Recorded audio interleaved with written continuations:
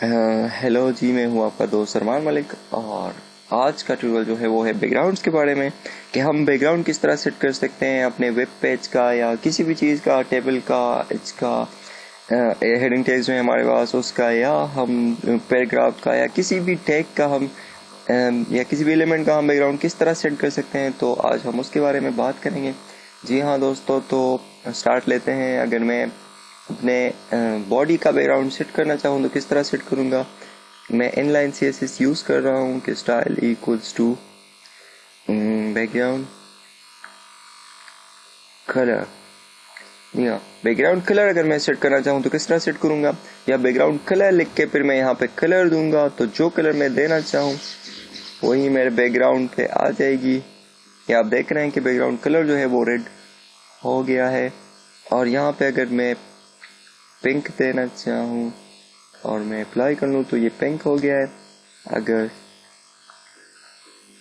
Chocolate करना चाहूँ और प्रेस कर लूँ तो ये चॉकलेट हो गया है। जी हाँ दोस्तों, तो इसी तरह हम अपने बॉडी का बैकग्राउंड सेट कर सकते हैं, किसी एलिमेंट का बैकग्राउंड सेट कर सकते हैं। अगर मैं यहाँ पे H1 लिख लूँ और फिर मैं /H1 कर लूँ, यहाँ पे मैं लिख लूँ कि दिस इज H1। और यहाँ पे अगर मैं इसका बैकग्राउंड सेट करना चाहूँ तो मैं क्या करूँगा कि स्टाइल इक्वल्स टू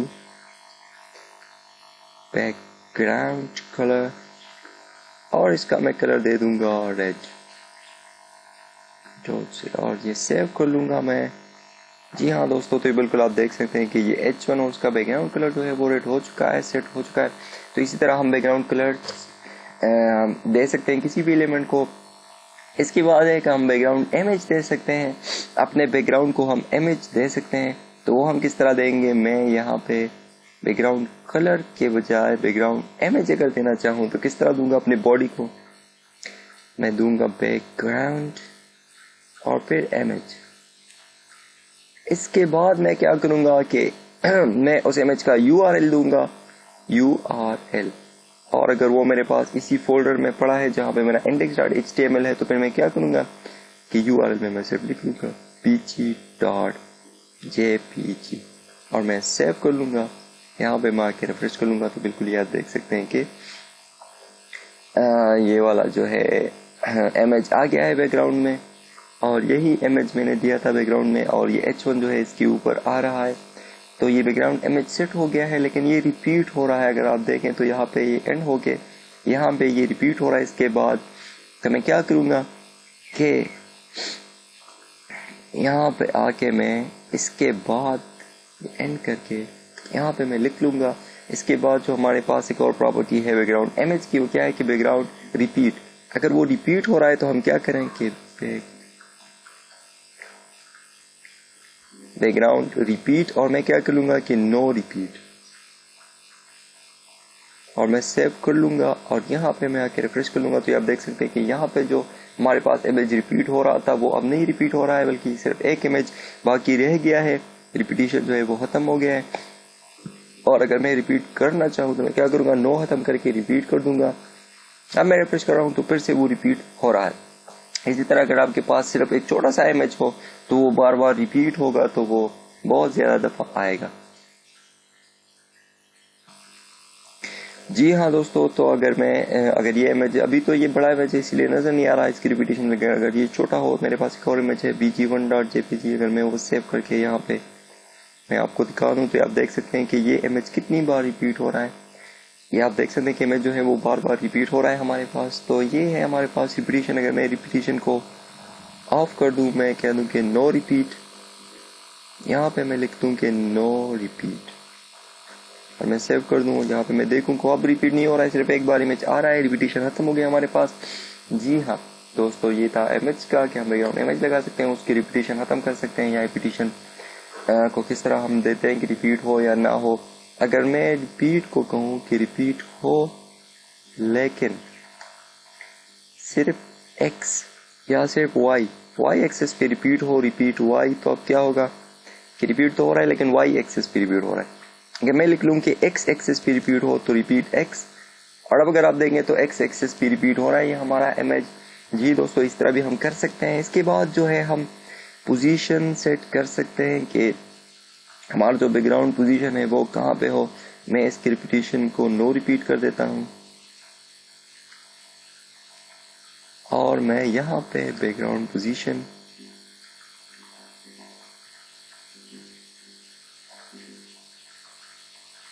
को मैं देता हूँ कि 100 पिक्सल। तो ये हमारे पास क्या काम करेगा, यहाँ पे आके आप देख लें कि 100 पिक्सल जो है ये टॉप से हमारे पास नीचे आ गया है बिल्कुल, और 100 पिक्सल जो है ये लेफ्ट से राइट की तरफ चला गया है। तो ये वाला ये हमारे पास जो है ये काम करेगा कि उसको थोड़ा सा मूव कर देगा। अब ये आप देखेंगे 100 पिक्सल टॉप से और 100 पिक्सल जो है वो लेफ्ट से इसने मार्जिन ले लिया है। तो ये मार्जिन इसको दे देता है लेफ्ट, टॉप, राइट, बॉटम वगैरह से, जहां जहां से आप इसको मार्जिन देना चाहें आप देख सकते हैं। ये वाला जो है ये इसको टॉप, लेफ्ट और राइट से दे रहा है, ये वाला जो है ये इसको टॉप और बॉटम से दे रहा है बिल्कुल। तो आप अगर इसको कंप्लीट 100 पिक्सल और 100 पिक्सल लिख लें तो अब ये लेफ्ट, राइट, टॉप, बॉटम सब कुछ कंप्लीट हो गया है। ये बिल्कुल इस तरह लेगा और मैं इसको सेव कर लूँ, नहीं हम इसको इस तरह ही दे सकते हैं। अच्छा, ये सिर्फ इस तरह ही दे सकते हैं कि टॉप, लेफ्ट और टॉप से हम दे सकते हैं कि लेफ्ट से कितना हो और टॉप से कितना हो। तो ये लेफ्ट और टॉप से लेगा बिल्कुल, ये लेफ्ट और लेफ्ट से 100, टॉप से 100।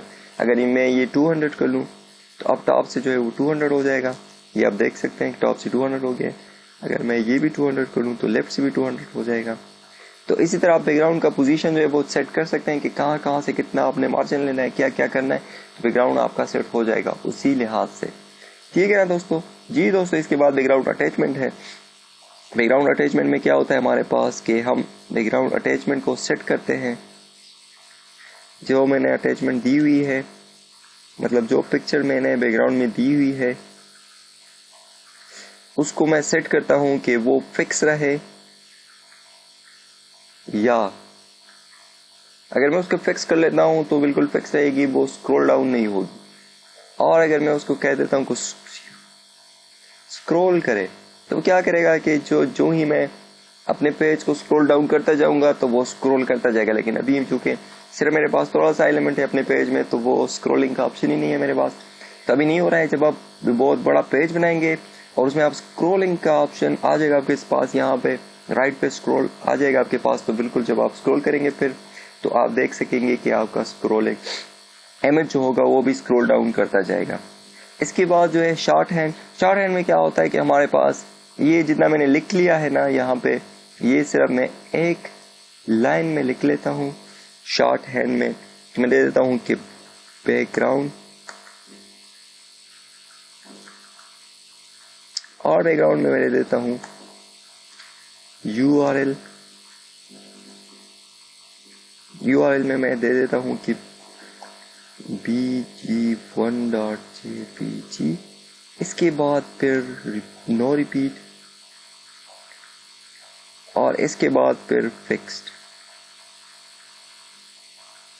और मैं इसको रिफ्रेश कर लूँ तो दोस्तों आप देख रहे हैं कि बिल्कुल वो वाला जो है पूरे का पूरा जितना मैंने इसके लिए लिखा था कि बैकग्राउंड इमेज, फिर उसके बाद मैंने इसके लिखा था कि बैकग्राउंड रिपीट, और इसके बाद मैंने लिखा था कि बैकग्राउंड अटैचमेंट, ये सब तीन मैंने लिखे थे बैकग्राउंड। अब मैं सिर्फ एक बैकग्राउंड लिख रहा हूँ और उसमें मैंने URL भी दिया है, रिपीट का भी मैंने ऑप्शन कर लिया है और फिक्स का भी मैंने ऑप्शन लिख लिया है। तो ये है शॉर्ट हैंड है इसका, सिर्फ एक बैकग्राउंड लिख के उसमें सब कुछ आप दे सकते हैं। अगर मैं ये नो रिपीट कर लूँ तो अब रिपीट हो जाएगा। यहाँ आप देख रहे हैं कि अब रिपीट हो रहा है।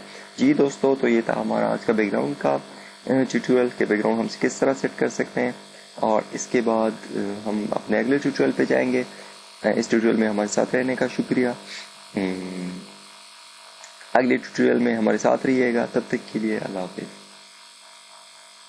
रिपीट नहीं हो रहा है, सिर्फ एक बार इमेज आ रहा है, रिपीटेशन खत्म हो गया हमारे पास। जी हाँ दोस्तों, ये था इमेज का कि हम बैकग्राउंड इमेज लगा सकते हैं, उसकी रिपीटेशन खत्म कर सकते हैं, या रिपीटेशन को किस तरह हम देते हैं कि रिपीट हो या ना हो।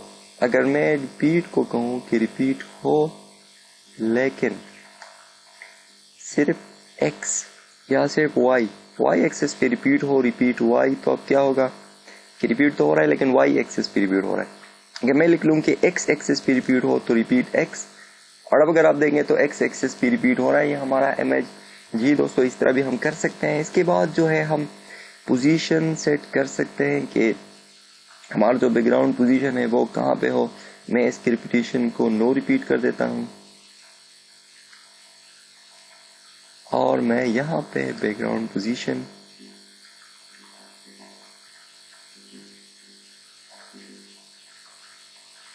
को मैं देता हूँ कि 100 पिक्सल। तो ये हमारे पास क्या काम करेगा, यहाँ पे आके आप देख लें कि 100 पिक्सल जो है ये टॉप से हमारे पास नीचे आ गया है बिल्कुल, और 100 पिक्सल जो है ये लेफ्ट से राइट की तरफ चला गया है। तो ये वाला ये हमारे पास जो है ये काम करेगा कि उसको थोड़ा सा मूव कर देगा। हेलो जी, मैं हूँ आपका दोस्त अरमान मलिक, और आज का ट्यूटोरियल जो है वो है बैकग्राउंड्स के बारे में कि हम बैकग्राउंड किस तरह सेट कर सकते हैं अपने वेब पेज का या किसी भी चीज़ का, टेबल का, इसका हेडिंग टैग्स जो है हमारे पास उसका, या हम पैराग्राफ का या किसी भी टैग का हम या किसी भी एलिमेंट का हम बैकग्राउंड किस तरह सेट कर सकते हैं। तो आज हम उसके बारे में बात करेंगे। जी हाँ दोस्तों, तो स्टार्ट लेते हैं। अगर मैं अपने बॉडी का बैकग्राउंड सेट करना चाहूँ तो किस तरह सेट करूँगा। मैं इनलाइन CSS यूज़ कर रहा हूँ कि style equals to background colour. या बैकग्राउंड कलर अगर मैं सेट करना चाहूँ तो किस तरह सेट करूँगा, या बैकग्राउंड कलर लिख के फिर मैं यहाँ पे कलर दूंगा तो जो कलर मैं देना चाहूँ वही मेरे बैकग्राउंड पे आ जाएगी। या आप देख रहे हैं कि बैकग्राउंड कलर जो है वो रेड हो गया है। और यहाँ पे अगर मैं पिंक देना चाहूँ और मैं अप्लाई कर लूँ तो ये पिंक हो गया है। अगर चॉकलेट करना चाहूँ और प्रेस करूँ तो ये चॉकलेट हो गया है। जी हाँ दोस्तों, तो इसी तरह हम अपने बॉडी का बैकग्राउंड सेट कर सकते हैं, किसी एलिमेंट का बैकग्राउंड सेट कर सकते हैं। अगर मैं यहाँ पे H1 लिख लूँ और फिर मैं /H1 कर लूँ, यहाँ पे मैं लिख लूँ कि दिस इज H1, और यहाँ पे अगर अभी आप देखेंगे 100 पिक्सल टॉप से और 100 पिक्सल जो है वो लेफ्ट से इसने मार्जिन ले लिया है। तो ये मार्जिन इसको दे देता है लेफ्ट, टॉप, राइट, बॉटम वगैरह से, जहाँ जहाँ से आप इसको मार्जिन देना चाहें आप देख सकते हैं। ये वाला जो है ये इसको टॉप लेफ्ट और राइट से दे रहा है, ये वाला जो है ये इसको टॉप और बॉटम से दे रहा है बिल्कुल। तो आप अगर इसको कंप्लीट 100 पिक्सल और 100 पिक्सल लिख लें तो अब ये लेफ्ट, राइट, टॉप, बॉटम सब कुछ कंप्लीट हो गया है। ये बिल्कुल इस तरह लेगा और मैं इसको सेव कर लूँ। नहीं, हम इसको इस तरह ही दे सकते हैं। अच्छा, ये सिर्फ इस तरह ही दे सकते हैं कि टॉप लेफ्ट और टॉप से हम दे सकते हैं कि लेफ्ट से कितना हो और टॉप से कितना हो। तो ये लेफ्ट और टॉप से लेगा बिल्कुल, ये लेफ्ट और लेफ्ट से 100, टॉप से 100। अगर मैं ये 200 कर लूँ तो अब टॉप से जो है वो 200 हो जाएगा। ये आप देख सकते हैं कि टॉप से 200 हो गया। अगर मैं ये भी 200 कर लूँ तो लेफ्ट से भी 200 हो जाएगा।